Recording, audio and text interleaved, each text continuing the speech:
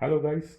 So let's have a look into the different aspects and some characteristics of feminist literary criticism, by the way. So, what is feminist literary criticism? In what way or the other is it related to feminism?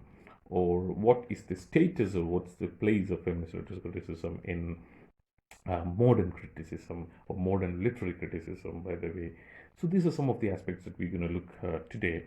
Before moving on to the topic which has been dealt by Lois Tyson on feminist literary criticism, especially on feminism, definitely. So it's as you know that feminist theory or the politics of feminism, it was part of the feminist literary criticism or feminist literature was there when it came to the latter part of the 20th century.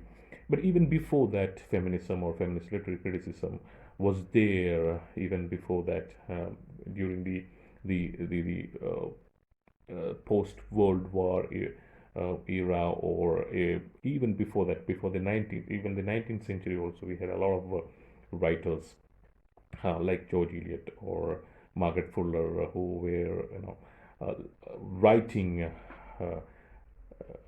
with different name disguising as men. So this is actually the way of thinking and criticizing the works of especially male authors, by the way. This school of thought seeks to analyze and describes the ways in which literature portrays the narrative of male domination over the years for a long time, because on literature was a subject, was a discourse for male writers for a long period, for a long since the evolution of literature as a discourse. We can find only male writers.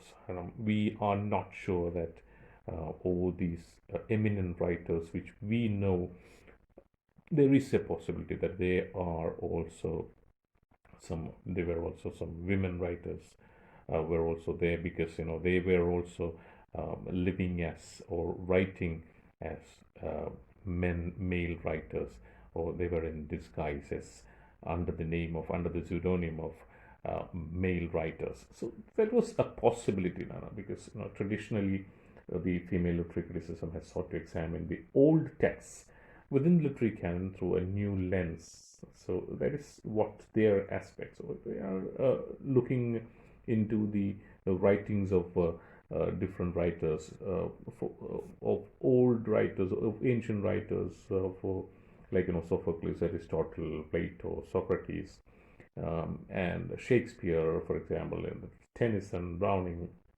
All these writers were examined carefully using a lens from the feminist angle, the feminist point of view, by the way. So it's kind of, they are interpreting the symbolism of women's writing as well here.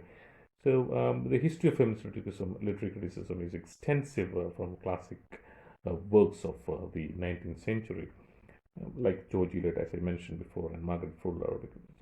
It was, we should take it as a cutting edge novel, or a dichotomy of the theoretical works of George Eliot and this Margaret Fuller. Before entering the 20th century, these Margaret Fuller and George Eliot, the works they have written were considered as the part of the women's studies or gender studies. So feminist criticism has been closely associated with the birth and growth of all kinds of marginalized studies, the gender studies, the queer studies, the lesbian, gay studies, the marginalized, the subaltern studies.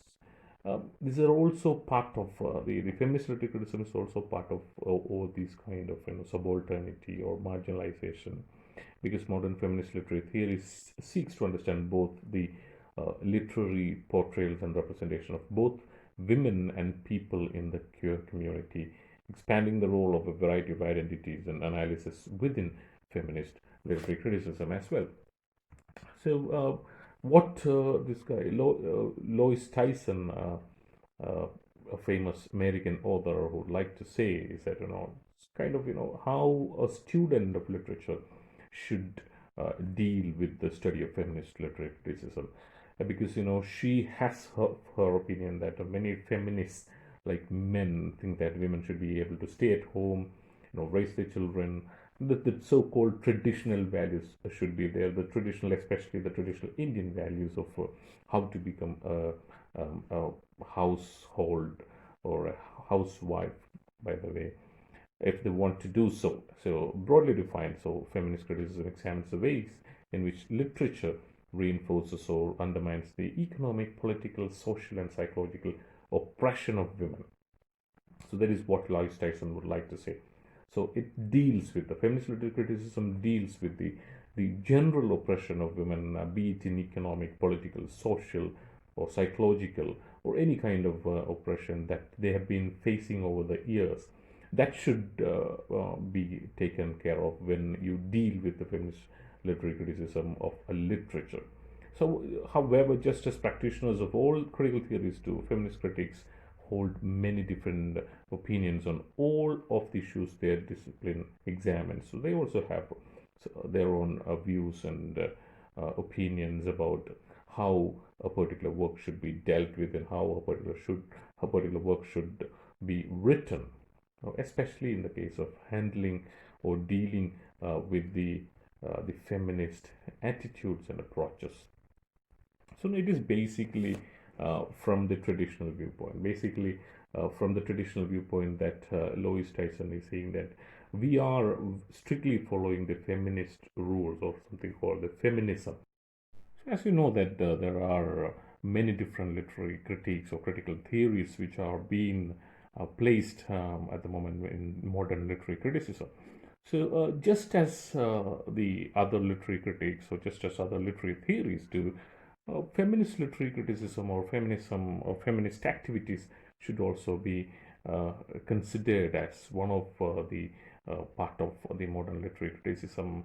Uh, as per Lois Tyson, so Lois Tyson has the opinion that you should consider, or the students of literature should consider feminist literary criticism as part of the modern critical theories. Definitely, yes, we can do it because you have the example of Elaine Scholter, who was famous in gynocriticism, which is absolutely one of the topmost, the precursor to what we can call it, precursor to the feminist criticism, which happened in the latter part of the 20th century.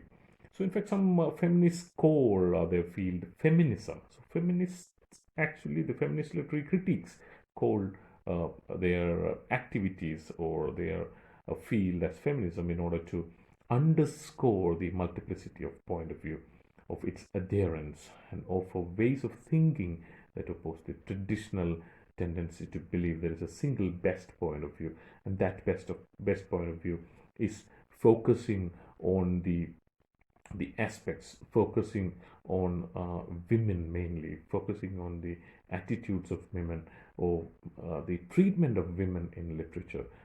That is what Lois Tyson would like to, focus on, would like to emphasize on. So, yet many of us who are new to the study of feminist theory, both men or women, have decided ahead of time that we are not feminists.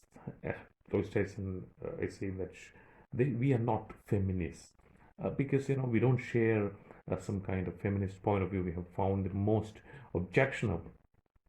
So basically, the feminist literary critiques are not the so-called feminists, as per Lois Tyson, because they are not into the so-called activities of or the engagements of feminism, which is happening around the world. So, in other words, before we even come to the theory classroom, many of us have reduced feminism to whatever becomes its most objectionable element. That on that basis have rejected it. So, before undertaking such a kind of situation, such a kind of attitude, or such a kind of literary criticism, most of the female literary critiques have opted for not being part of feminism, even though it has been considered as feminism, or even though it's considered feminist activity. So the so-called feminist literary critics are not uh, willing to, you know, consider themselves as part of feminism or feminist activities. It is oversimplified as per Tyson. So it's kind of the negative view of feminism is there in front of us. We are being faced to understand the negative aspects of feminism. Every day we are getting some kind of negative aspects of feminism. The problems, the pejorations, the so-called sophistication of feminism, which is happening, especially from an American point of view. Also, the American culture also have they have got these kind of feminist activities widely accepted across the country. What according to Lois Tyson is that we are don't consider as feminist activists, the so-called feminist activists, because we are uh, just taking care of the writings, the literature, how women have been dealt in literature, how she's been treated in literature, how she's been economically or financially, or socially, economically, politically dealt within literature. That is the only aim of feminist literary criticism or feminist literary critiques, as per Lois Tyson. So it is kind of bringing feminist literary criticism into the classroom and not taking outside the classroom as per Ms. Tyson. So she's also an eminent teacher, an emeritus professor of literary studies, especially feminist literary studies in United States of America. So it's kind of an oversimplification. So what she meant by oversimplification is like, please don't consider feminist literary criticism as part of feminism. So if you consider it as part of feminism, then feminist literary criticism will lose its value, lose its place in the modern literary criticism, according to Ms. Tyson. So it's kind of, she's briefly examined the most maligned feminist claims that we should not use the masculine pronoun he to represent both men and women. That is one of the most important aspects that Ms. Tyson would like to ensure that, because the feminist activists are claiming that we should not use the masculine pronoun he to represent both men and women, which is not part of literature, but still you can see from different writings and all, you can see both men and women have been treated in the same manner by using the same pronoun he.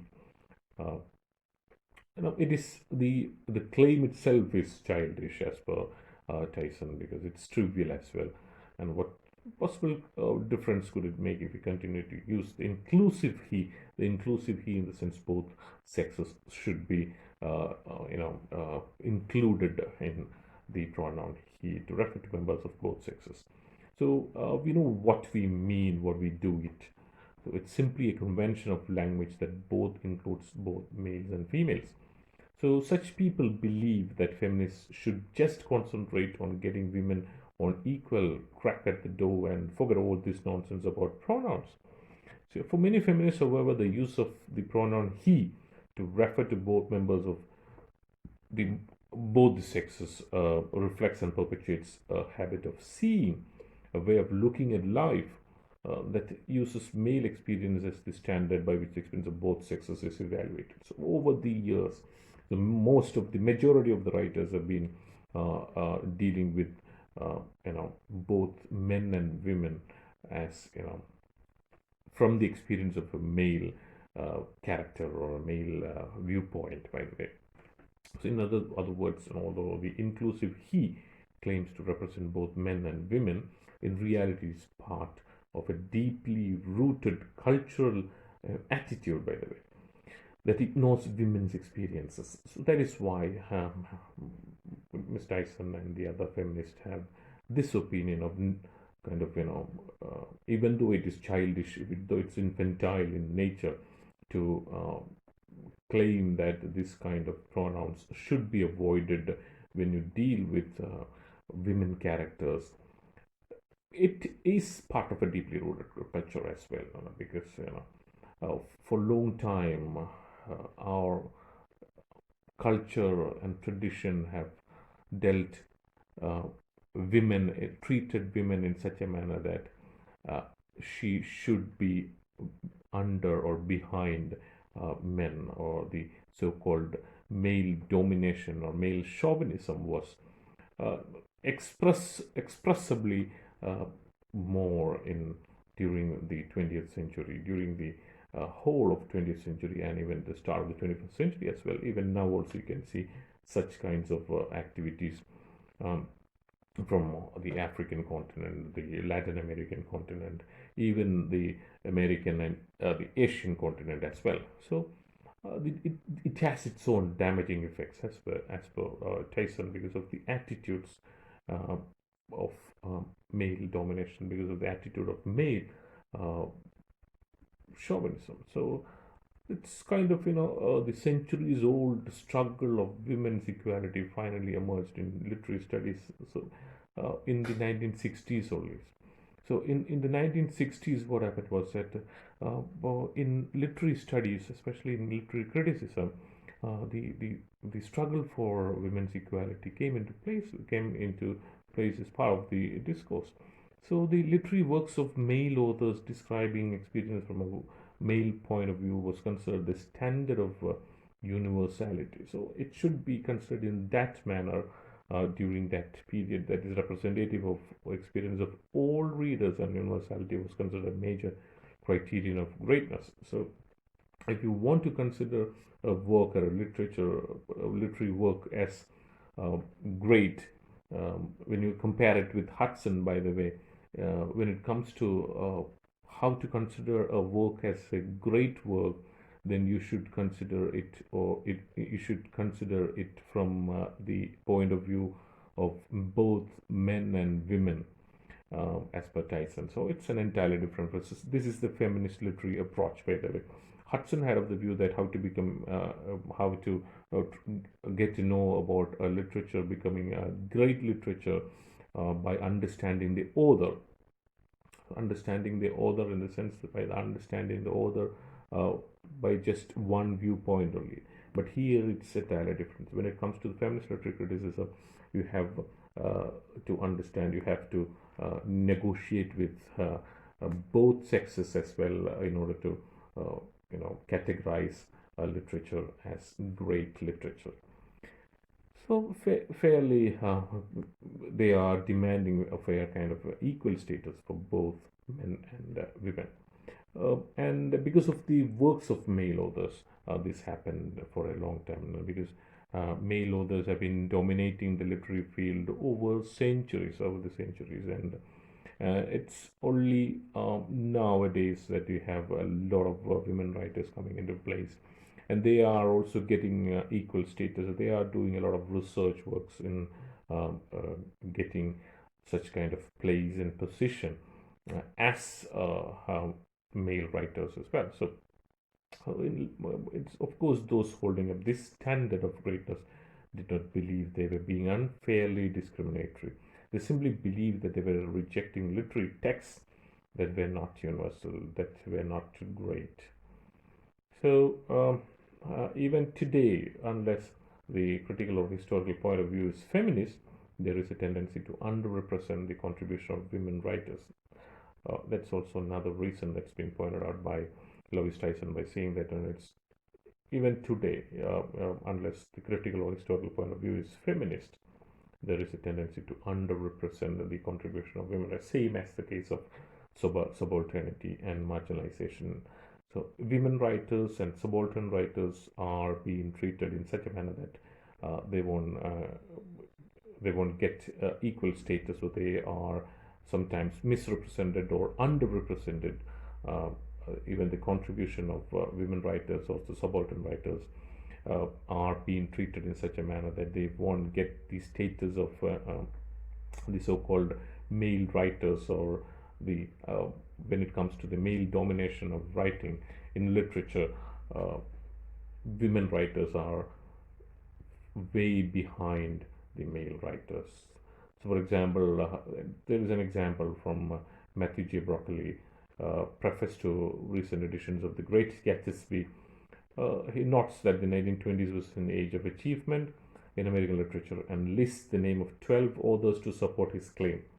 So that is an example taken from Matthew J. Broccoli's The Great Gatsby, uh, when he is bringing in the age of achievement as 1920s in America, especially in American literature. 1920s was the age of achievement, and he lists out the names of 12 eminent authors in US literature.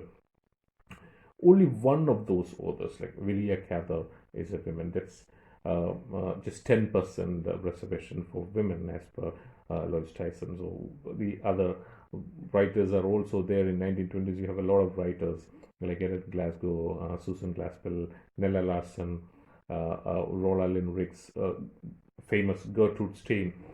These are all great writers, Hilda Doolittle, great writers during that period, but only Willa Cather uh, got her position in the amongst the 12 eminent writers of 1920s when they consider when this guy Matthew J. Broccoli consider 1920 as an age of achievement for American literature. So that is the attitude of male domination. That's the attitude of male literary critics, as per Lois Tyson. Now she further points out that there are other instances when you consider the Hollywood films, wherein you can from the camera point of view, from the camera eye, that you deal with the male and female. You discriminate between male and female characters because not all male characters. Not male are the objects gazed on by the camera and often eroticized as if a male eye were viewing them. So most of the female characters, especially in advertisements, you can see also in the advertisements and movies also, female, the body of a female has been gazed on by the camera uh, because it's been eroticized by the male technicians. If male eye they're viewing them, so it's kind of they are expecting a male eye viewing the body of a female. So in that point of view, the universal movie goer, in that aspect, it is being treated. The female body is being treated uh, just for the sake of the universal moviegoers. They are males. The male moviegoers, universal moviegoers. So they don't even consider female moviegoers as well, as per Lois Tyson. She's complaining about the treatment of female characters in movies as well, not just in Hollywood. You can also see that in a majority of the movies released worldwide. Uh, we can see uh, female bodies being treated as part of business, not for the sake of understanding or for the sake of appearance. It's not like that. It's being treated for just for the sake of business only. So that is a fair complaint by Lois Tyson. So perhaps the most chilling example when Lois Tyson says that the damaging effects of this habit of seeing is found in the world of modern medicine, where drugs prescribed for both sexes often have been tested on male subjects only. She further complains by saying that most of the medicines have been tested on male subjects only, the male patients only, and not female patients. And she further points out that there are a lot of kind of differences. The internal differences will be there in both bodies. So in other words, in laboratories tests to determine the safety of prescription drugs before marketing them, men's responses frequently have been used to gather statistical data on the medication's effectiveness and possible side effects. But what will happen to women's side effects? That's her concern. As a result, women may experience unexpected side effects, while male users are unaffected because that's been treated, that's been tested in a male body. So you cannot expect same kind of side effects which happens to the female body as well.